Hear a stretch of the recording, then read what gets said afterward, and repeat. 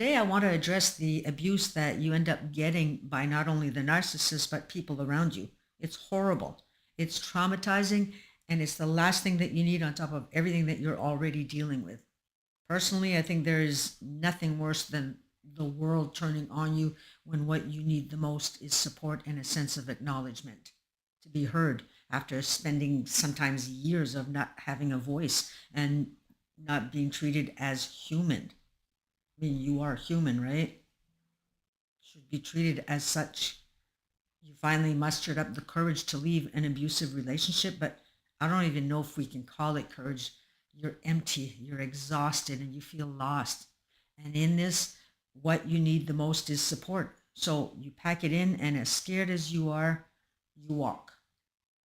But have you ever noticed how, after dealing with a narcissist, it's not always the narcissist who comes after you? It's the people around them. It's friends, it's family, even people that you thought were on your side suddenly start guilt tripping you, questioning your choices, or spying on you, all acting like they're just concerned. That, my friend, is the work of what we call flying monkeys, the narcissist's secret army. Today, I want to talk about what flying monkeys really are, why narcissists use them, how it feels to be targeted, and most importantly, how you can protect your peace. So, what are flying monkeys? The term flying monkeys comes from The Wizard of Oz. Remember the Wicked Witch? She didn't do the dirty work herself. She sent her flying monkeys. And narcissists, they do the same exact thing. Flying monkeys are the people that a narcissist manipulates into doing their bidding. They might spread rumors, they might guilt trip you or attack your character behind your back, all while pretending that they're helping or just trying to be neutral.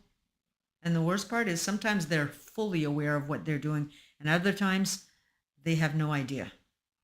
They're simply being used as pawns.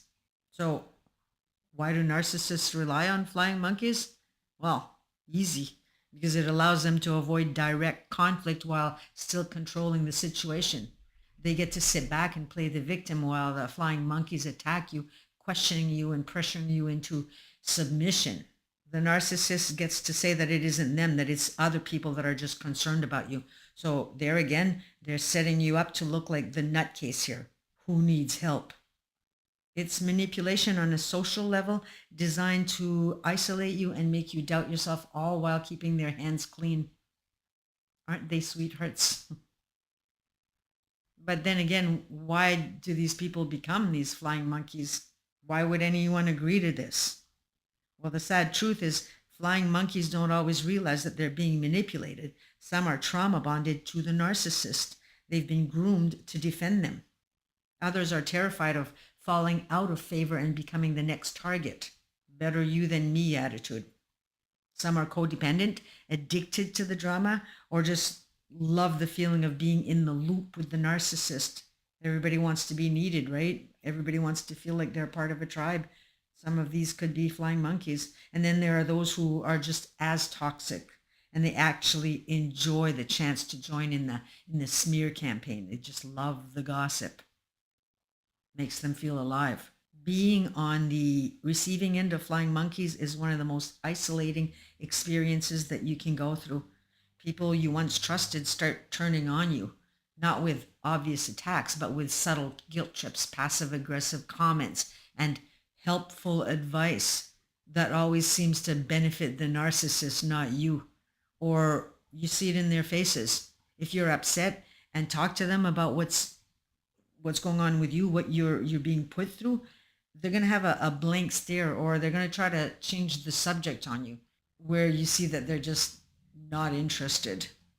And this hurts big time, because by the time that the relationship has dwindled with the narcissist, you've already been isolated. There's nowhere to turn. There's no one to turn to. So pay attention to those signs. A narcissist can lie, and they do it well.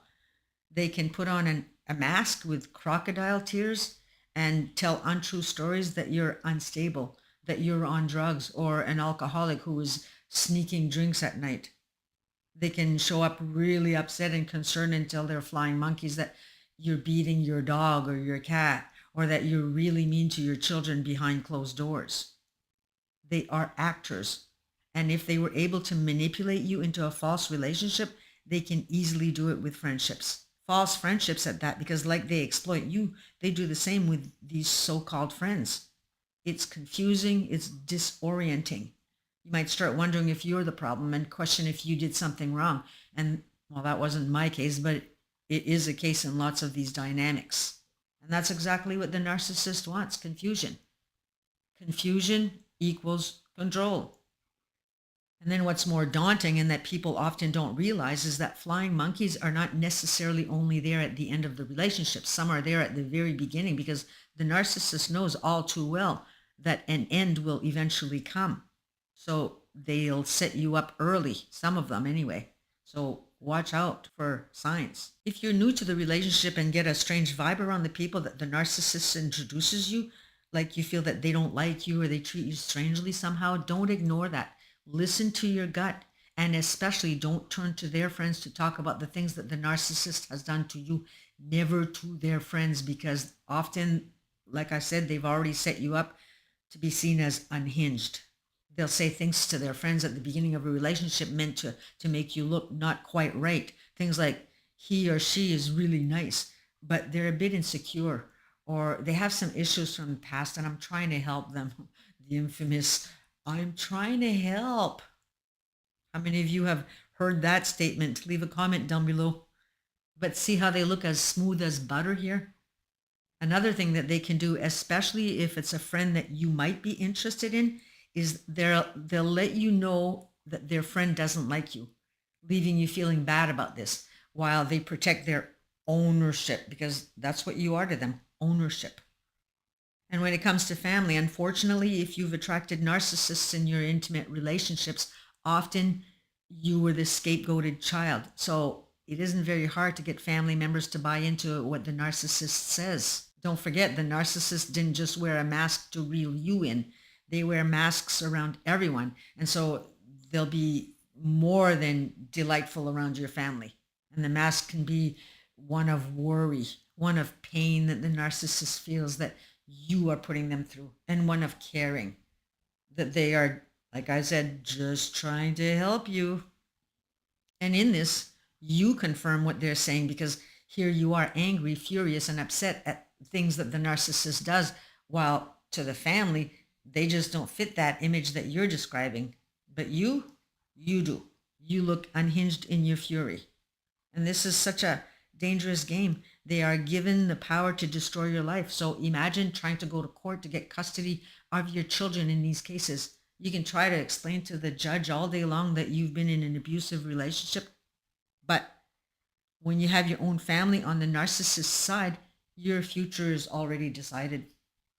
My advice, like I mentioned, is to not open up to the narcissist's friends. And also, if you've been a victim of scapegoating and judgment in your own family, you might want to apply the same thing, unless you really know that you can trust these people.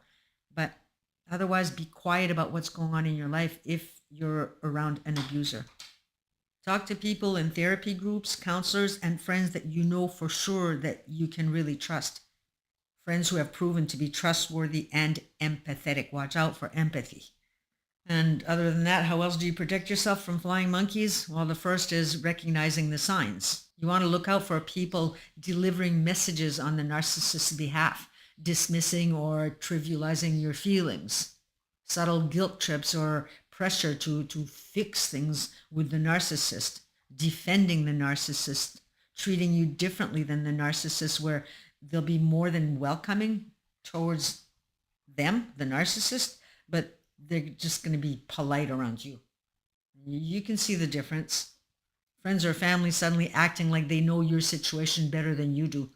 And then the second step is, well, you set your boundaries. You don't owe anyone an explanation.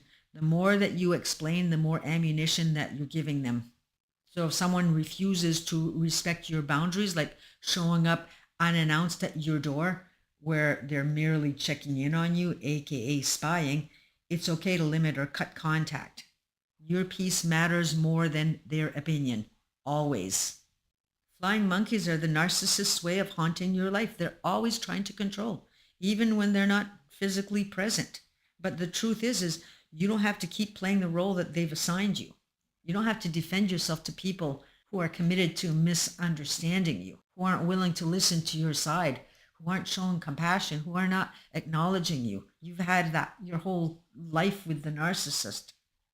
The moment that you choose peace over explanation and self-respect over approval is the moment that the narcissist and their flying monkeys lose their power. You are allowed to walk away. You are allowed to protect your heart. And you are allowed to heal. If you've been through this, you're not alone. So I do invite you to drop a comment down below and share your experiences here. Let's form a community. And if you found this helpful, don't forget to like and subscribe so we can keep spreading awareness and helping others break free from these toxic cycles. So take care of yourselves, and we shall see you in the next video. Bye for now.